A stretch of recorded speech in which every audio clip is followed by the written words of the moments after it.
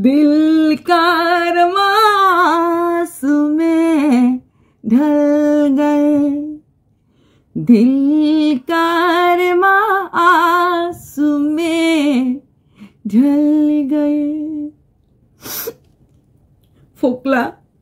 ফোকলার কালকে ভিডিও দেখার পর মানে শর্টস দেখার পর আমি ভেবেছিলাম চোপা হয়তো নৌকা করে সে ঘনাতে চলে গেছে। 2 দিন ধরে চোপা কই কই কই রে করছিলাম, চোপার আর কোনো দিক থেকে দেখা সাক্ষাৎ পেলাম না। ভাবলাম চোপা চলে গেছে। 2 দিন পরে চোপা ঘুম ভেঙ্গা আজকে জায়গায় উঠল, বলল ঠাকুরমাকে নিয়ে আসলো। বাবা, বিয়ে বাড়িতে উঠে একদম গলা ভাঙ্গা মতো করে কথা বলছিল, মনে হচ্ছিল সর্দি সর্দি হয়েছে। দাদা ভাইরা কিছু একটা খাচ্ছিল, লিচু, ও লিচু চেয়েছিল, লিচুটা দিতে কিন্তু ওকে দেখলাম না।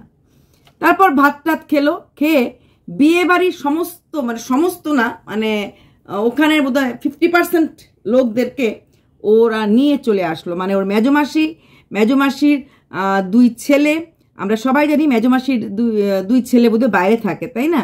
আর এক ব্যান। তো 2 ছেলের মধ্যে 1 ছেলে ম্যারিড এবং তার একটা বাচ্চা, আর ব্যান মানে হয়তো বৌদির বোন হবে। তো ওদেরকে নিয়ে চলে আসলো হাসনাবাদে। তো একসাথে সব বেরিয়ে খালি সেজমাসি বললো রয়ে গেছে। সেজমাসিরও একটা নাতনি আছে, এটা আগেই বলেছিল। সেজমাসির নাতনিটা রয়ে গেছে। আর মেজমাসির যে ছেলে সে কিন্তু ওর সাথে দেখা করতেও গেছিল যখন ও দিল্লিতে এসেছিল। বলেছিল মেজমাসির ছেলে দিল্লিতে থাকে, তো সেও এসেছিল। তো এইবার দেখলাম সেজমাসির ছেলেই বোধ হয় টোটো চালাচ্ছে, কারণ চোপা বলছিল ব্যান চলে যাচ্ছে। অন্য একটা ছেলে মানে তার মামার তো ভাই বসেনি, অন্য একটা ছেলে বসেছে মনে হয় সেজমাসির, কারণ সেজমাসির ছেলের বউ নাতনিও এসেছে। তাহলে সেজমাসির ছেলের বউই বোধহয় রয়ে গেছে, নাতনিটাকে তো দেখলামই টোটো চালাচ্ছে, কারণ বলছে ব্যান চলে যাচ্ছে। তো সেই ব্যানকে নিয়ে চলে আসলো। আসার পর রাস্তাঘাটে তেমন কিছু খেলো না, ওই চা আর চোপার সমস্যা খেলো। সমস্যার ভিতরে অনেক বড় বড় শুকনো লঙ্কা ছিল। এই বিয়েবাড়ির খাওয়ার পর সাধারণত কিন্তু আমাদের 1-2 দিন এরকম কিছু খেতে ইচ্ছে করে না। চোপাদের বিয়েবাড়ির পরের দিন যেই আমি মেনুটা দেখলাম, চোপা খেতে বসেছে, সে অঢেল মেনু দেখলাম না। বিয়েবাড়িতে কি হয়, যেটা নর্মালি দেখেছি, মাছ মাংস মানে বাঙালি বাড়ির বিয়েতে প্রচুর থাকে। এমনকি ফ্রিজে 2-3 বাড়ির ফ্রিজে রেখেও শেষ করা যায় না। বিয়ে বাড়ি বলবো কেন, সামান্য যে গৃহপ্রবেশ হয়, অন্নপ্রাশন হয়, নেক্সট দিন কিন্তু অঢেল খাওয়া থাকে। কারণ যেই মাছ মাংসগুলি থেকে যায় সেগুলি কিন্তু ক্যাটারাররা নিয়ে যায় না, বরঞ্চ দামটা লাগানো থাকে। 300 প্লেট 400 প্লেট, তুমি 400 প্লেট খাও না খাও, 400 লোক আসুক না আসুক, তোমাকে দামটা কিন্তু ওইভাবেই দিতে লাগবে। 300 প্লেট খাও না খাও, সে দামটা ওইভাবেই দিতে লাগবে। সেখানে দাঁড়িয়ে চোপাদের পরের দিন বিয়েবাড়ির মেনুটা কিন্তু আমার খুব ঘরোয়া মেনু বলেই মনে হলো। বিয়েবাড়ির পরের দিন কিছুই নেই। এটা আমি চোপার দাদার বিয়েতেও দেখেছিলাম। বিয়েবাড়ির পরের দিন মানে বৌভাতের পরের দিন ভিক্ষামা ভাত দিচ্ছে, আলু ভাজা ডাল এগুলি দিয়ে আমি অবাক। ওমা, ঘরের খাওয়া কেন? তখন তো আগের দিনে প্রচুর থাকে, কোনটা ফেলে মাংস আছে, চাটনি আছে, বড় মাছ থেকে যায়, চিংড়ি করলে চিংড়ি থেকে যায়, অনেকে কোরমা করে, অনেকে থেকে যায়। কিন্তু পরের দিন দেখলাম চোপার বাড়িতে দেখেছিলাম রান্না হয়েছে। এখানেও দেখলাম সেম।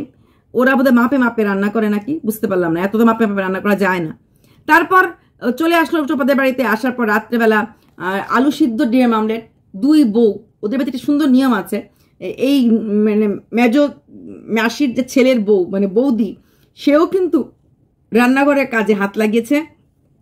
ডিম আমলেটটা করছিল ওর দাদা ভাইয়ের বউ। বলেছি না, ওর মানে এই উলুম্বুসের বউটা সব জায়গাতেই কিন্তু দায়িত্ব কর্তব্যে কিন্তু কোথাও পিছু পায় না। একটা জিনিস লক্ষ্য করেছো? আমি লক্ষ্য করেছি, উলুম্বুসের কিন্তু টানটা বউয়ের প্রতি খুব বেশি মাত্রায় বেড়ে গেছে। এইবার ওই বিয়ে বাড়িতে বউয়ের গ্ল্যামার দেখার পর থেকে সে কিন্তু বউয়ের কাছ থেকে বেশি দূরে বসে না, নাকি আমরা শাক লাগিয়ে দিয়েছি। বলেছি না, দেখে রেখো ভানুমতি উড়ে যাবে। হ্যাঁ, ট্রেনের মধ্যেও কিন্তু জাস্ট অপোজিটই বসেছে এবং বউকে বেশ চোখেই রাখছে। উলম্বস পেটে মুচড়া মারছে, মারবেই তো। ঘরের বোনের যা লীলা খেলা দেখছো, ভাবছো এইরকম যদি আরো 1-2টা মেয়ে শহরে থাকে, তাহলে না জানি আমার বউ যদি এর মধ্যে পড়ে তাহলে কি অবস্থা হবে। তো তারপর দেখো এসেই কিন্তু ও হাত লাগালো এবং সে মোটামুটি করলো, করার পর রাতের খাওয়াটা খেয়ে চলে গেল ঘুমোতে। আর তারপর চোপা দেখালো ওর কিছু আইটেম অর্ডার করেছিল, সেই প্যান্ট বড় বড় বিশাল সাইজের প্যান্ট হয়ে গেছে, সেই প্যান্টগুলি চোপা দিতে পারলো না, মানে ছোট বড় দুটোই হতে পারে। এখন কি করবে, এতটা দিন রয়ে গেছে, চোপার 2-3টা চলে গেছে কিছু অ্যাডের প্রোডাক্ট এসেছে, কিছু ব্র্যান্ড মানে ব্র্যান্ড আর কি, তো চলে গেছে। আজকে দেখলাম 11-র ঘর মোছাট ওটাও দিল, ব্র্যান্ড প্রমোশন করলো। তো ভাইয়ের বাড়িতে বিয়েতে গেছে ঠিকই, সেটার জন্য ওর কিছু আর্থিক ক্ষয়ক্ষতিও হয়েছে, কারণ ওর ব্র্যান্ড ব্র্যান্ড ব্র্যান্ড চোপা অ্যাকচুয়ালি গেছিল নিজেকে সব কিছু থেকে মনটাকে একটু দূরে সরিয়ে রাখতে, কিন্তু সত্যি কি পারলো? আমার তো মনে হয় পারেনি, কারণ কোথাও না কোথাও একটা অবজ্ঞা অবহেলা ও কিন্তু পেয়েছিল, কোথাও না কোথাও অবজ্ঞা অবহেলা পেয়েছিল। সেটা যতই ও আমাদেরকে ঢাকার চেষ্টা করুক, সেটা আমরা কিন্তু সবাই বুঝতে পেরেছি। লিচুটা রাখবি করে কিন্তু বারবার ও বলছিল দাদাকে। তারপরের দিন তো ওইগুলি দেখালো কি কি প্রোডাক্ট কিনেছে, প্রোডাক্ট হট ওয়াটার ব্যাগ একটা কিনেছে, এইগুলি দেখালো। পরের দিন ওঠার পর সত্যি বিয়ে বাড়ি থেকে আসার পর ঘরের কত কাজকর্ম থাকে, তাই না? নিজেদেরই দেখবে সেদিন ঘরের কাজকর্ম করে আর মানে ইচ্ছা করে না, তার মধ্যে আবার গেস্ট এনে সে গেস্টদেরকে রান্না বান্না করে খাওয়ার, 1-2 না, বেশ ভালো, মানে কজন, 5 জন, বাচ্চা নিয়ে 6 জন, বাচ্চা ছাড়া 5 জন, ওরা 2 ভাই, 1 ভাইয়ের বউ, বাচ্চা, মাসি আর ওই ব্যান, তো সব মিলিয়ে 5 জন, বাচ্চা নিয়ে 6 জন। তো তারপর দিনের বেলা রান্নাবান্না হলো, রান্নাবান্না করার পর রাত্রেবেলা হয়েছে লুচি মাংস। তো লুচি আর রুটি, মাংসটা আগেই হয়ে গেছে, লুচি আর রুটি বোধহয় 2 বউ মিলে করেছে, এটা ক্লিয়ারলি দেখায় নাই, কারণ আমাদের কি নাম ভদ্রমহিলার কুতকুত দেবী একটু গাছপালা ওয়েদার আর একটুখানি মুখে বললো মাংসটা হয়ে গেছে। এখানে বসে আমার বৌমা নখ কাটছে, সঙ্গে সঙ্গে বউ নখ সরিয়ে ফেললো। শাশুড়ি কখনো এই যে দেখুন আমার বউ ড্রেস চেঞ্জ করছে, এই যে দেখুন আমার বউ নখ কাটছে, আরে মশাই এগুলি বলতে লাগে না, পাবলিক বউয়ের ড্রেস খোলা নাই হোক, বাইকের উপরে ড্রেস খোলা তো ড্রেস খোলা, দেখতে অশোভনীয় লাগে। আমি এখানে বসে এখন ভিডিও করছি, এখন আমি জান দিয়ে হাত দিয়ে পিঠটা করি, চুলকই, দেখতে ভাল লাগবে? আমি তো বসে ভিডিও করছি, কিছু দেখা যাবে না এখানে, আমি এখানে পিঠটা চুলকই দেখা যাবে না, যদি আমি পিঠটা চুলকই ভাল লাগবে? ভাল লাগবে না, একটা আনইজি ফিলিংস হয়। এগুলি হচ্ছে তুমি সে নাইটির উপর তুমি ড্রেস খুলছো, খালি না তাও একটা শোভনীয় ব্যাপার আছে। তো সেখানে নখ কাটছিল, এটা আবার দেখিয়ে দিল আমার বৌমা নখ কাটছে। তো ওরা গেছিল নদীর পাড়ে বেরু করতে, নদীর পাড়টা, কারণ এসেছে যখন বাড়ি আশেপাশে কিছু জায়গা দেখাতে তো লাগবেই, নদীর পাড়ে একটু বেড়াতে নিয়ে গেল, নদীর পাড়টা একটু দেখালো, আসার পর সময় বসে একটু আবার একটু টোটো, যেহেতু দাদা ভাই টোটো আছে, টোটোটা নিয়ে, কারণ ওর মেজো মাসির ছেলেরা দিল্লি থাকে, মেজো মেশো দিল্লি থাকে, মেজো মাসি মোটামুটি একাই থাকেন, নাইটি বিক্রি করে, এটা আমরা সবাই জানি। ওই বাড়িটা পাহারা দেয়, উনি একা থাকে, সারাটা বছর একা থাকা কিন্তু কম কথা না, উনি একা থেকে নাইটি বিক্রি। আমরা মেয়েরা সব পারি, চোপা একা থাকতে পারে না, একা ফেটে থাকতে পারে না, ওরই আপন মাসি দিনের পর দিন একা থাকে, হোক ছেলেরা বড় হয়ে গেছে, হোক মেশামশাই এইজ করে গেছেন, তারপর উনি একা থাকেন। তো ওই একটা ঘরে কি হবে না হবে, কি জিনিস আছে না আছে, তার উপরে গিয়ে নাইটি বিক্রি করা, নাইটি বানানো, হেডেক তো বটেই, কিন্তু মহিলা করছে তো তো সেখানে ওরা ঘুরতে ঘুরতে নিয়ে গেল, নিয়ে আসা হলো, লুচি মাংস খাওয়ালো, আর কিছু আইসক্রিম আর কিছু পেপসি, জান দিয়ে চোপার ঠাম্মা ওই পেপসি আর আইসক্রিম দেখাচ্ছে গলানোর জন্য। চোপা 2 দিনের ব্লগ মিলিয়ে আবার একটা ব্লগ দিল, কারণ চোপার এই হ্যাবিটটা আগেও ছিল, 2 দিনের ব্লগ নিয়ে একটা ব্লগ দেওয়া, এইবারও কিন্তু 2 দিনের ব্লগ নিয়ে একটা ব্লগ দিল। আর এইবার আসছি প্রদীপের কিছু কথা। প্রদীপের ব্লগ ভিডিও দেখলাম, আজকে প্রদীপ কিছু কথা বলেছে, বলার পর সত্যি আমারও একটু খারাপ লেগেছে। সেটা বলেছে, আমি কাউকে কখনো ছোট করি না, আমি কাউকে কখনো অসম্মান করি না। হ্যাঁ, এখন যে ব্যাপারগুলি হচ্ছে এখানে কিন্তু ওর সত্যি কথা বলতে কি ওর কিছু করার নাই, কিচ্ছু হলেই যে এই দেশ নিয়ে কথা, এই ধর্ম নিয়ে কথা, আমার মনে হয় না আমাদের মতো যারা ক্রিয়েটার, আমরা অ্যাটলিস্ট আমি আমারটা তো বলতে পারি, আমরা কখনো কাউকে কোনো ভিউয়ার্সকে ধর্ম দিয়ে বিচার করি না।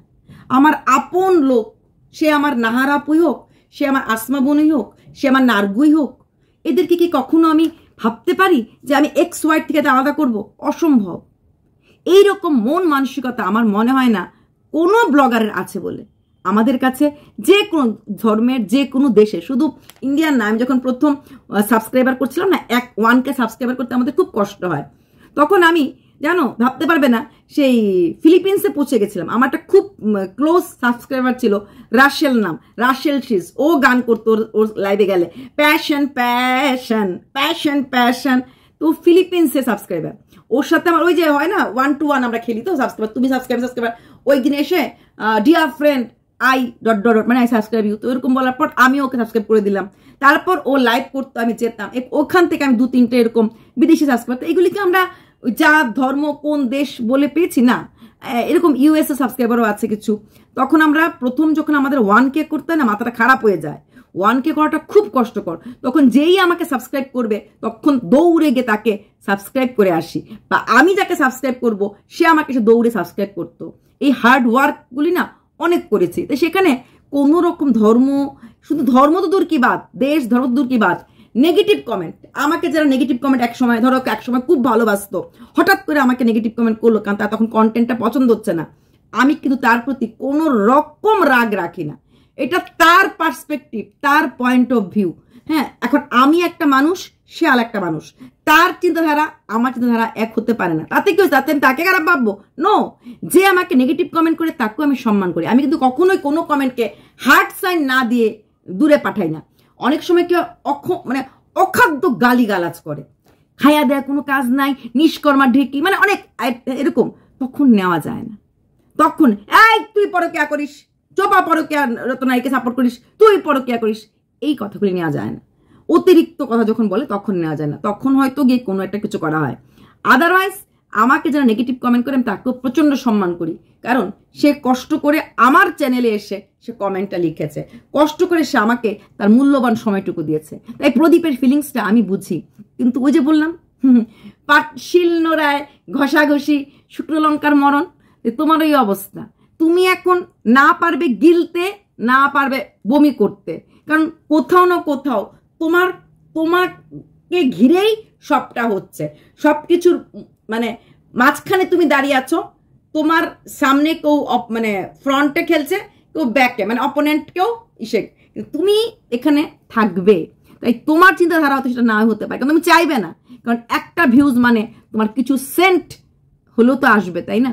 তুমি এটা কেন চাইবে? আমি জানি তুমি এটা চাইবে না, তুমি না, পৃথিবীর কোনো বুদ্ধিমতী লোক চাইবে না, কিন্তু তুমি এখন ফাঁপড়ে পড়েছ।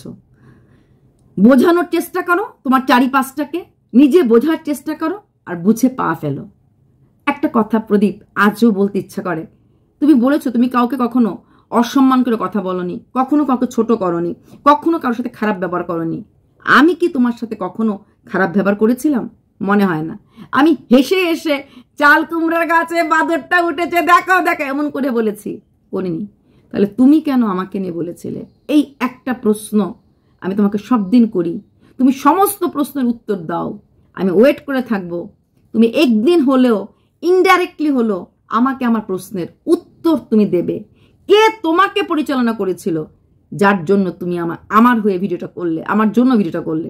আমি কোনোদিনই কোনো অবস্থাতেই তোমার মা বাবাকে ছোট কোনো জায়গাতেই করিনি, কোনো দিন না, কোনো জায়গায় না। Love you all.